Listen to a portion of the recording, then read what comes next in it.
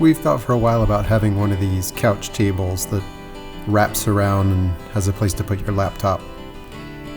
We were never sure if we'd use it, so when we saw this one on the side of the road, thought it'd be a great opportunity to try it out. This one had a great metal frame, but the tabletop was made of particle board, so I wanted to replace that with some nice solid wood. First step is to take it all apart, give a cleaning to the frame, and then mark out the length of the tabletop. I'm using some poplar that I had left over when we built drawers for our kitchen remodel. Just cut the poplar to length using a table saw sled, and then we're going to glue those two pieces together. Making a little bit of an odd shape because when we looked at putting a laptop on this table, there's no room for anything else like a mouse or a piece of paper. First step is to join these two edges, and I thought I'd include some failures here. First I tried to sand them on a marble slab, but I wasn't satisfied with that joint. Then I got out the planer, wasn't satisfied with that.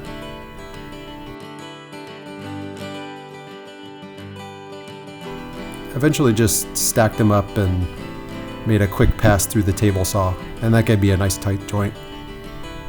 This is the part I like about woodworking. There are multiple ways to do different things, and a lot of them fail, but that's the fun and the problem solving. Once I had a nice tight joint, I put some wood glue on it. I think this is Tight Bond, and then clamped it down. These are always difficult clamps when you're doing a thin edge. You want to get all the corners down on the table. You also want to press that joint closed. Quick sanding, and then some marking for the final dimensions.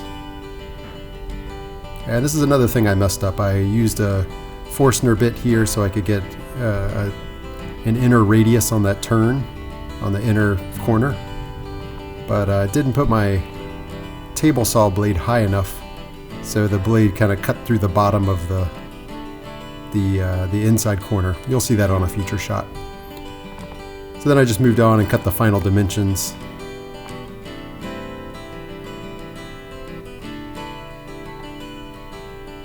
Then I wanted to round the corners. I 3D printed these templates off of Thingiverse. You can buy them in metal templates, but I was too impatient. Just using a handheld router here to follow that 20 millimeter radius around each of the edges. And then I put a 1/4 inch round over bit into the router table and carefully rounded the bottom edges. And once those were complete, flipped it over and did the top edges.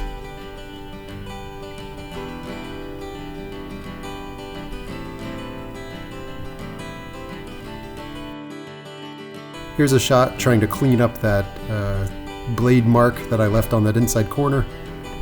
Just use some files and some rasps to cut into that corner a little bit, maybe try to hide the mistake a little bit. It's not perfect, but it'll work. I got out some 180 grit and sanded all the edges by hand, and then used an orbital sander for the flat surfaces.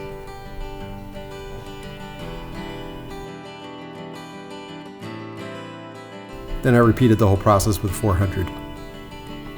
So again, sanding the edges, corners by hand.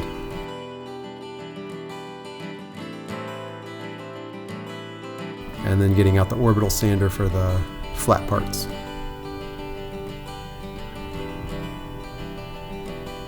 I like this poplar because it has a few different grain colors in it.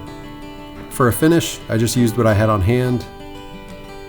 This is some polyurethane semi-gloss, and you can see when you put it on there, the difference in grains on the poplar really pops out.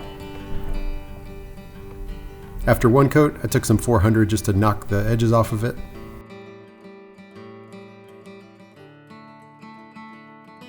And then put a second coat of polyurethane.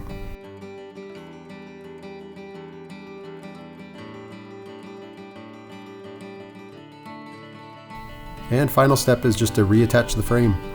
I'm using an awl here to start a small pilot hole, and then some 1-inch screws and 4 different locations to hold the tabletop on there. This was a fun, quick project, and we like the table. I think we'll keep it long term. Here's a shot of the finished product.